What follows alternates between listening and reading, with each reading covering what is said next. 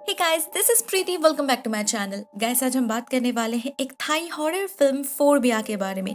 ये फिल्म 2008 में रिलीज हुई थी और ये बेसिकली एक एंथोलॉजी है। मतलब इस फिल्म में 4 अलग अलग कहानी है जिसे 4 अलग अलग डायरेक्टर ने डायरेक्ट किया है।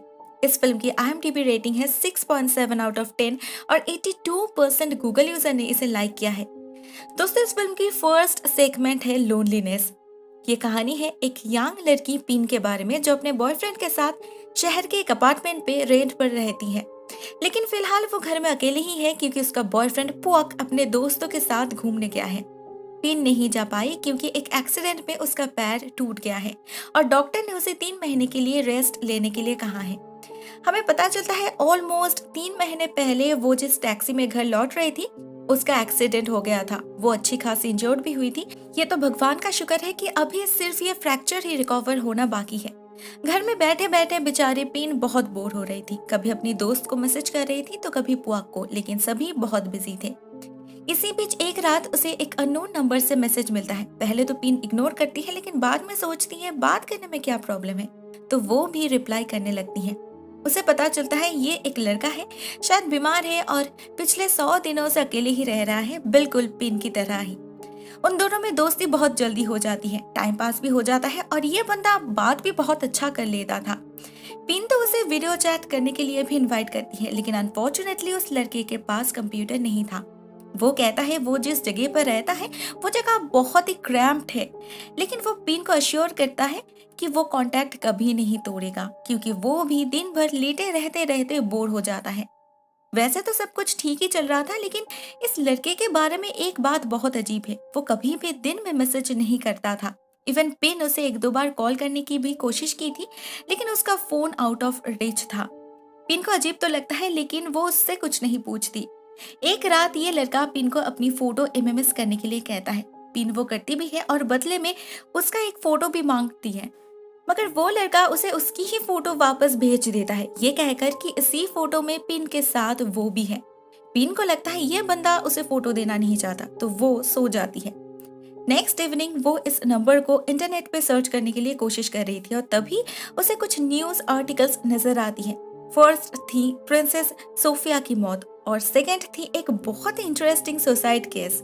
उस आर्टिकल में लिखा था एक लड़के ने गाड़ी के सामने जंप करके सुसाइड किया था और आज उसके मौत को पूरे 100 दिन हो गए। पता ये भी चलता है उसके माँ ने उसके कैस्केट में एक फोन भी रखी थी जिससे अगर उनका बेटा कभी लोनली फील करे या फिर उनसे बात करना चाहे तो कर सके।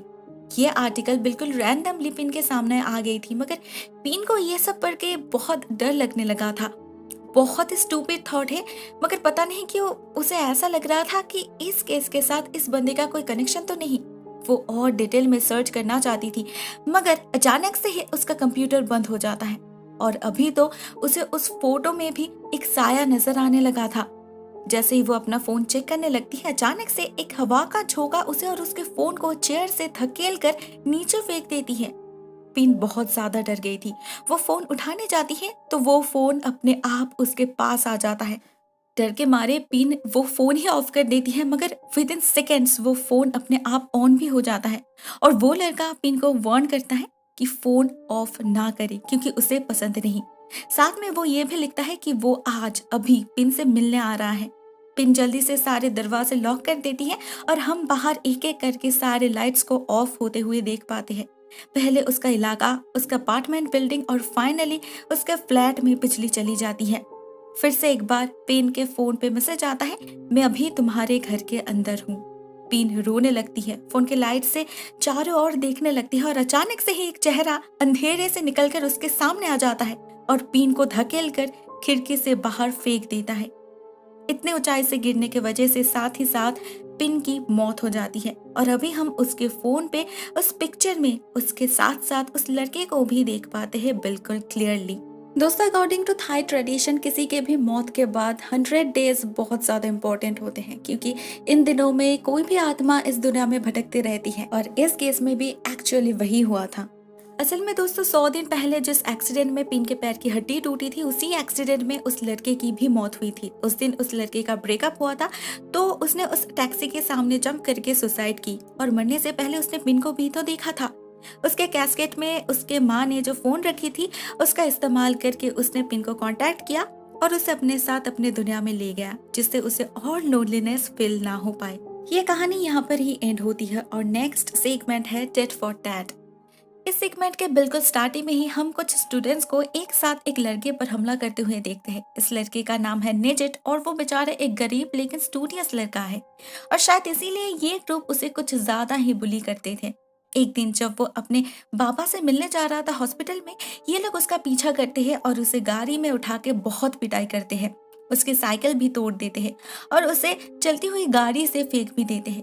इतना कुछ करने के बाद भी वो लोग रुकते नहीं। नेक्स्ट डे उन्हें पता चलता है उन्हें स्कूल से एक्सपेल कर दिया गया है क्योंकि उनके पास से गांजा मिला है। दोष उनका है, वो लोग हर रोज नशा करते थे क्लास बंक करके भी, मगर इसके लिए भी वो लोग निजिट को ही हॉस्टेज बनाते हैं। उसने ही जरूर प्रिंसिपल को बताया होगा। निजिट उन्हें बार बार कहता है उसने कुछ नहीं किया, वो सिर्फ अपनी नोटबुक्स ढूंढ रहा था जो इन लोगों ने छुपा कर रखा था।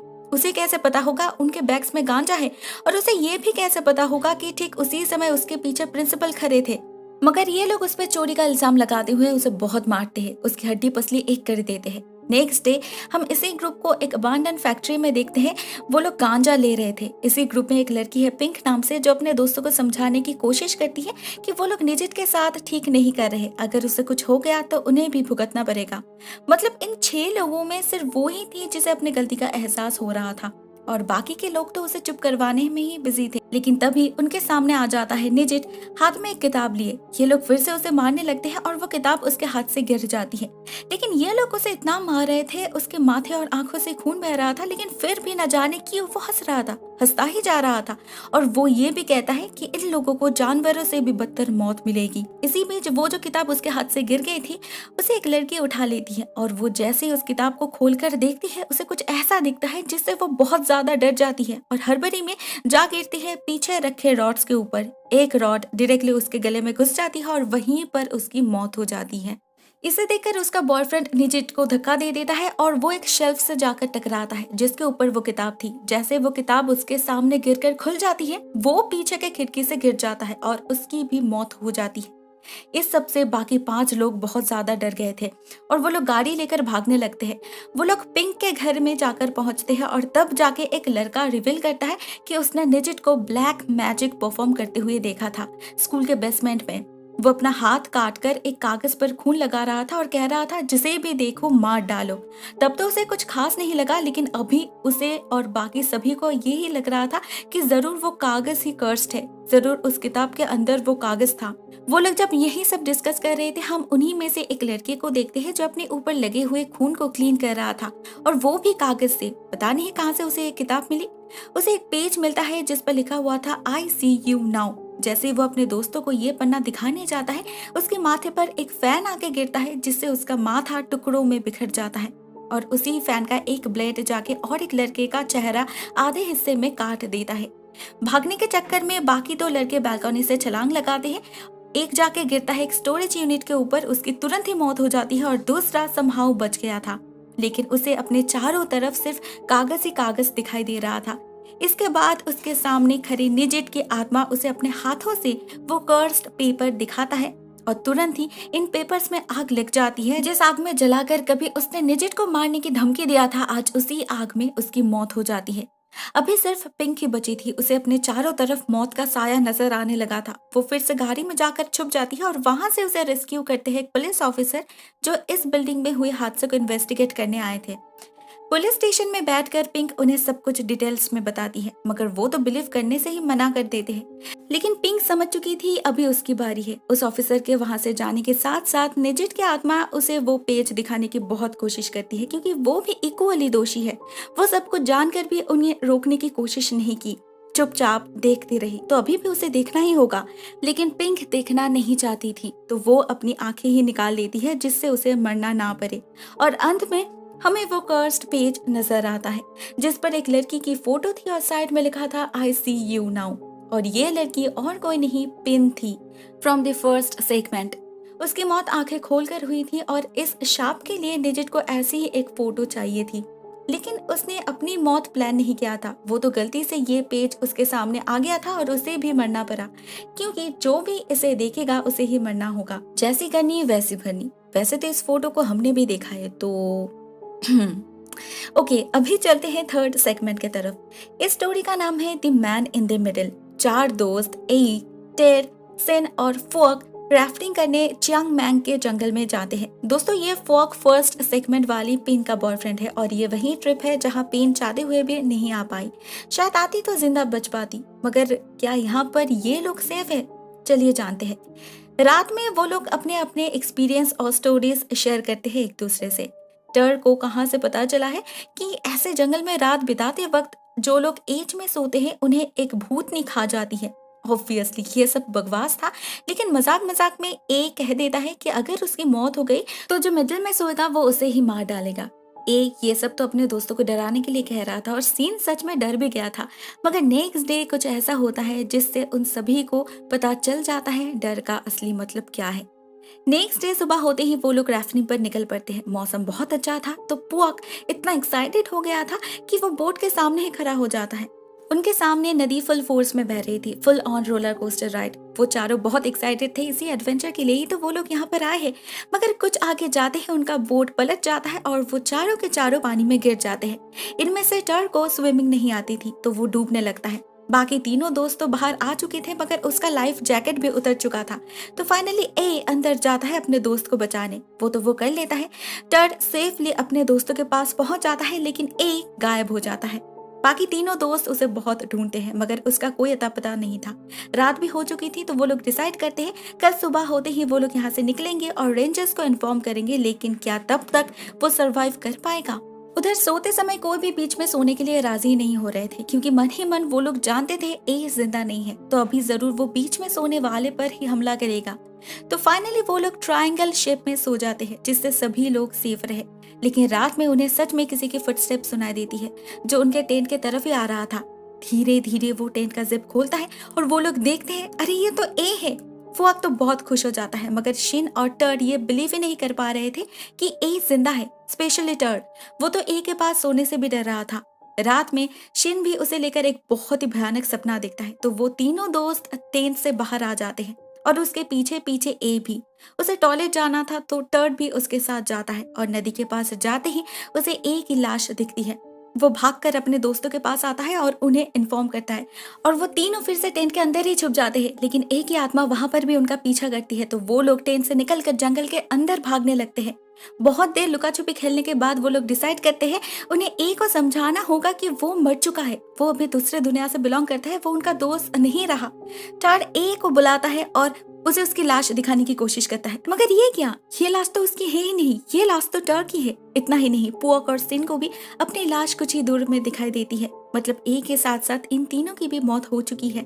उन्हें पता नहीं चला, लेकिन ए को पता चल चुका था। वो जब टर के साथ यहाँ पर आया था तभी उसे अपनी लाश के साथ साथ इन तीनों की लाश भी दिख गई थी। उसने अपने मौत को एक्सेप्ट कर लिया था, इसीलिए उसका रूप बदल गया। वो उनका पीछा इसीलिए कर रहा था ताकि वो उन्हें असलियत के बारे में इन्फॉर्म कर सके, मगर ये लोग तो उसे देखकर ही भाग रहे थे। एट लास्ट ये तीनों भी अपनी मौत एक्सेप्ट कर लेते हैं और ये चारों लोग एक साथ आत्मा बनकर इसी जंगल में रह जाते हैं। So now the final segment, last fried. तो इस कहानी में हम एक फ्लाइट अटेंडेंट पिम से मिलते हैं जो गोल्डन स्टार एयरलाइंस के लिए काम करती है। कल उसकी छुट्टी थी, लेकिन उसके बॉस से उसे ऑर्डर मिलता है कल एक स्पेशल फ्लाइट अटेंड करने के लिए। असल में लास्ट ईयर प्रिंस एल्बर्ट और प्रिंसेस सोफिया जब हनीमून पर फुकेट आए थे तब भी इसी एयरलाइन से चार्टर फ्लाइट अरेंज किया गया था। वो लोग इनके सर्विस से इतना खुश हुए थे कि इस बार भी वही सेम क्रू मेंबर्स की डिमांड कर रहे थे। उस फ्लाइट में थी पिम और ट्वी, तो इन दोनों को ही फिर से अपॉइंट किया गया। पिम तो पहले मना कर दी थी, मगर जब उसे पता चला उनके साथ ट्वी पे जा रही है तो वो राजी हो जाती है। वो जब एयरपोर्ट जा पहुंचती है, हमें उस प्रिंस और प्रिंसेस के बारे में कुछ रूमर्स पता चलता है। जैसे इस बार वो दोनों एक साथ ट्रैवल नहीं कर रहे, बल्कि इस बार वो अकेले ही आ रही है, क्योंकि उन लोगों के बीच कुछ ठीक नहीं है। उस प्रिंस को कोई और मिल गई है और वो सोफिया के साथ रहना भी नहीं चाहते। इतना ही नहीं, लोग तो कहते हैं वो सोफिया को फिजिकली अब्यूज भी करते हैं। फ्लाइट बोर्ड करते वक्त पिम को पता चलता है कि आज ट्वी नहीं जा पाएगी, क्योंकि उसके भाई टर्ड की कल रात राफ्टिंग करते वक्त मौत हो चुकी है। तो अभी पिम को ना चाहते हुए भी अकेले ही ट्रैवल करना पड़ेगा। प्लेन टेक ऑफ करती है और हम देखते हैं ये प्रिंसेस सोफिया बिल्कुल भी अच्छी मूड में नहीं है। पिम उनसे बात करने की कोशिश बहुत करती है, मगर वो तो उसकी तरफ देखती भी नहीं। लेकिन हम पिम के अंगूठी पर वही रिंग देख पाते हैं जो इस प्रिंसेस ने पहन रखी थी। ये एक बहुत ही कीमती रिंग है जो वो जैसे एक मामूली सी फ्लाइट अटेंडेंट के पास नहीं होनी चाहिए थी।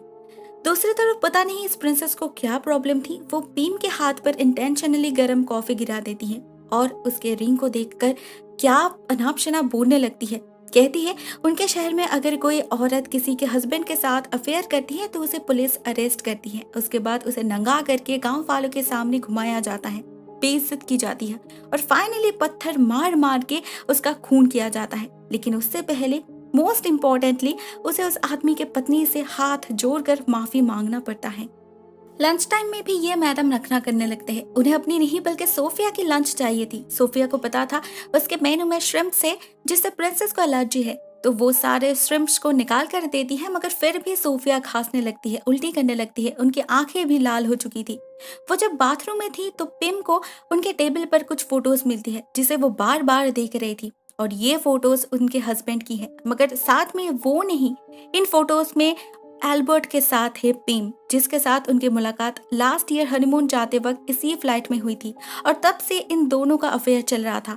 मतलब पिम ही वो औरत है जिसके लिए सोफिया को भुगतना पड़ रहा है और ये वो भी जानती है। एयरपोर्ट में पहुंचने के साथ साथ सोफिया को हॉस्पिटलाइज की जाती है, मगर जाते वक्त भी वो सिर्फ पिम को ही घूर रही थी। नेक्स्ट डे जब पिम काम पर ज्वाइन करती है उसे पता चलता है प्रिंसेस सोफिया की मौत हो चुकी है, लेकिन मौत का कारण अभी तक अनजाना है। हॉस्पिटल से उन्हें डिस्चार्ज कर दिया गया था। वो होटल में पहुंचते वक्त भी बिल्कुल ठीक ही थी। उसके बाद क्या हुआ किसी को कुछ नहीं पता। उनके बॉडी को 15 आवर्स के अंदर अंदर वापस भेजना होगा। उसके बाद पिम के ऊपर इन्वेस्टिगेशन शुरू होगा, क्योंकि इसी प्लेन में उनकी तबीयत खराब हुई थी और यहाँ पर सिर्फ पिम ही थी। लेकिन फिलहाल उसे इस बार भी सोफिया के साथ जाना पड़ेगा। लाइफ में पहली बार पिम एक डेड बॉडी के साथ ट्रैवल कर रही थी, तो डिस्कम्फर्ट तो थी ही। ऊपर से आज का वेदर भी बहुत खराब है, प्लेन बहुत ज्यादा हिल रहा था और एक बार तो सोफिया की लाश भी सीट से निकल आई थी। पिम किसी तरह से फिर से उन्हें सफेद कपड़े से ढककर सीट के साथ बांध देती है, लेकिन उसे बार बार ऐसा लग रहा था कि ये लाश हिल रही है। वो कैप्टन को भी कॉल करती है, मगर कोई उसके बातों को बिलीव नहीं करता। लेकिन देखते ही देखते वो लाश गायब हो जाती है। वो सफेद कपड़ा एक कोने में पड़ा था और बाथरूम से किसी की उल्टी करने की, रोने की, चिल्लाने की आवाज आ रही थी। पिम चेक करने जाती है तो सोफिया की आत्मा उस पर हमला कर देती है और दरवाजा भी लॉक्ड हो चुका था। किसी तरह से दरवाजा खोलकर पिम बाहर निकलती है और एक विंडो तोड़कर इमरजेंसी लैंडिंग करवाने की कोशिश करती है, क्योंकि उसे पता चल चुका था कि सोफिया की आत्मा उसे नहीं छोड़ेगी। लेकिन उसी वक्त केबिन से बाहर निकल आते हैं कैप्टन और पिम को सीट पे बिठाकर उसके हाथ बांध देते हैं, वो भी सोफिया के लाश के बिल्कुल सामने। उनके सामने तो सब कुछ ठीक ही था, लेकिन जैसे ही वो अंदर जाते हैं लाश के ऊपर से कपड़ा धीरे धीरे हटने लगता है और हमें सोफिया की भयानक रूप दिखाई देती है, जो पिम पर हमला कर देती है। एयरपोर्ट पहुंचने पर जब दरवाजा खुलता है तो दो लोग अंदर आते हैं प्रिंसेस की लाश को ले जाने के लिए, मगर उन्हें वहां उस लाश के सामने पिम की लाश भी दिखती है, जो कुछ इस तरह से थी। उसे देखकर लग रहा था कि वो सोफिया से हाथ जोड़कर क्षमा मांग रही है। फर्क सिर्फ इतना ही था कि उसकी गर्दन टूटी हुई थी। दोस्तों, ये कहानी यहाँ पर ही एंड हो जाती है। इस कहानी के साथ फर्स्ट एंड थर्ड स्टोरी की कनेक्शन है। फर्स्ट स्टोरी में पिन जो न्यूज पढ़ रही थी वो इसी प्रिंसेस के बारे में थी, और थर्ड स्टोरी में टर्ड टुई का भाई है, जिसके एब्सेंस ही शायद पिम की मौत का कारण बना। गाइस, मैं इस वीडियो को यहाँ पर ही एंड करती हूँ। आई रियली होप आपको पसंद आई होगी। My personal favourite is story number 1। आपको कौन सी पसंद आई कमेंट सेक्शन में जरूर लिखना। इस फिल्म का सेकंड पार्ट मैं परसों ही अपलोड करने वाली हूँ, so stay tuned for that. Thank you so much for watching this video. Take care. Tata.